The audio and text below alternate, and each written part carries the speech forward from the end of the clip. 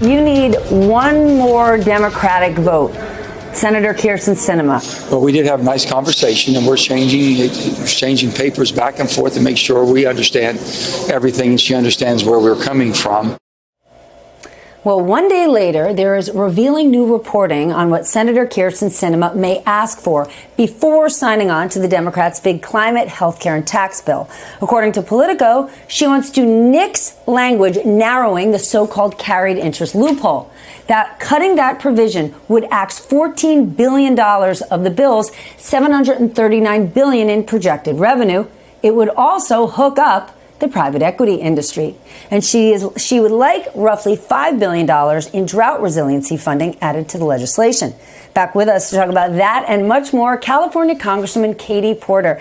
Congresswoman, this bill is getting a lot of support. Just today, 5 former Treasury secretaries, including Hank Paulson, who served in the Bush administration, they support it. Do you? Well, yeah, absolutely. And I'll tell you, it's a rather cold day in hell when I'm here talking about how much I agree with Hank Paulson, somebody who I had a lot of disagreements with when he was Treasury Secretary.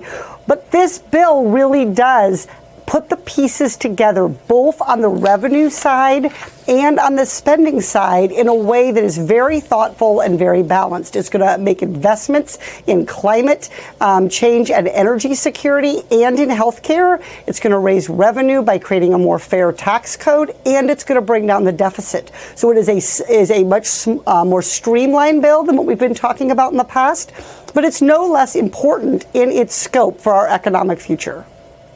Which is why Democrats and Republicans could get behind it. But of course, no Republicans are. So all of this is sitting on Kyrsten Sinema. She is in a hugely powerful position.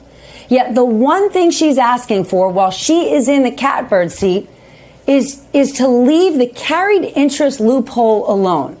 Can you help us understand how that would serve anyone in the state of Arizona, a complete hookup for private equity titans? Who in Arizona would care about that? Well, I can't speak to how many, private equity titans and hedge fund managers there are in Arizona, but the larger point is that Kyrsten Sinema should be putting the needs of the American people first. And that the American people benefit from a fair tax code. And that's really what closing the carried interest loophole is. There's a reason we call it a loophole, because it allows certain kinds of income to pay a tax rate that, as you know, Stephanie, is about half what similar income people have to pay. So it's a capital gains rate instead of an ordinary income rate. And so this is about raising revenue. It's about creating a more fair tax code.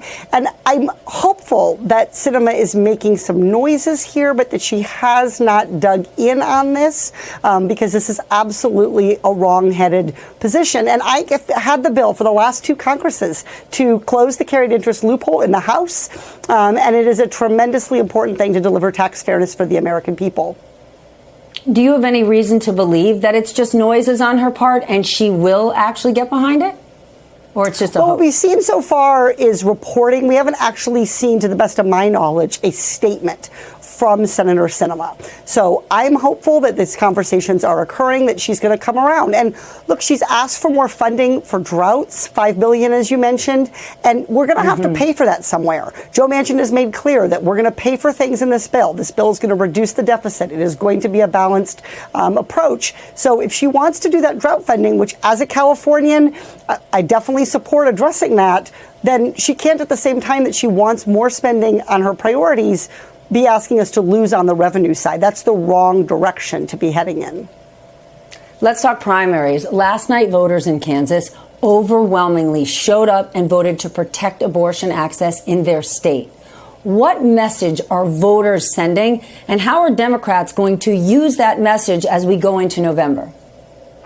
I think what voters want is to have respect for their freedoms from their elected officials. People want to make their own private decisions about whether to give birth, about whether to have an abortion, about whether to marry the person they love, be they of an opposite sex or same sex, regardless of their sex. And so I think what we're seeing here is voters turning out basically to say to politicians, this isn't the change that we need. We're concerned about a lot of other things. We're concerned about climate change. We're concerned about inflation. We don't want you creating and dividing our communities by wading into issues that are settled law and are frankly disrespecting people's individual freedom. They want to see politicians who are protecting individual freedom. You know what else voters don't like? And it certainly doesn't help Congress's reputation with voters. They don't like Congress trading individual congressional stock trading. Ding, ding, ding, ding, ding. You knew we'd talk about it here. And I know you have said before, this is simply bad policy. We need to change it. Congress shouldn't be trading, given all the information you have. Given that, do you believe we are any closer to banning stock trading in Congress? Because I'm hearing noises about it. I do believe we're closer, and here's why. We have seen in the Senate, there is a bipartisan bill. Elizabeth Warren, Senator Daines from Montana, there's growing bipartisan support for that. In the House, we have started to see efforts to create a kind of consolidation of all of the different bills to help eliminate congressional stock trading. I have a bill called the Stock Act 2.0, but I have colleagues who have also worked on this issue. So we're starting to see coalescence around what the core provisions of any stock trading ban have to have. And for me, I'm looking for a minimum of these three things. It has to apply to both members, their spouses, and their dependent children. If not, we're just creating a loophole. The second thing we have to have is we have to make sure if there's any qualified blind trusts, that they are truly blind and there's no BS around that. And then the third thing is we have to have a real penalty here, a penalty that will be punitive for people who break the law and divide. And so those are the three things I think we've seen. And we've seen both House and Senate proposals, again, with both Republicans and Democrats on board. I think what's missing here is leadership deciding to put this on the floor for a vote. Yeah, that was my question. Leadership. Republicans, Democrats on board. Is Nancy Pelosi? She's kind of the one that matters here. She has been moving in this direction, and I think she's hearing from her caucus about how important of a priority this is. In the next couple of weeks, we're going to figure out what are we going to bring to the floor in our September period. We'll probably be back in August, hopefully to move this reconciliation bill through to deliver on climate change and lowering health care costs. And then in September, banning congressional stock trading needs to be right at the very top.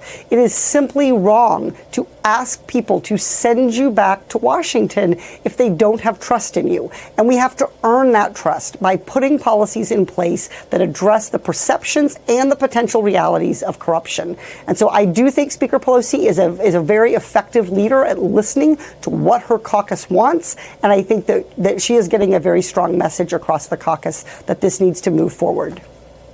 Well, you are a very effective communicator, so I need to ask you this, because you hear it all the time. Congress is broken, Congress is broken. But if you actually look at all the things that have gotten done in the last year on a bipartisan basis, just think about it. The infrastructure law, gun safety measure, the PAC Act, what was just done, the CHIPS Act. That's a lot done in the last year. Do you think voters are paying attention to that?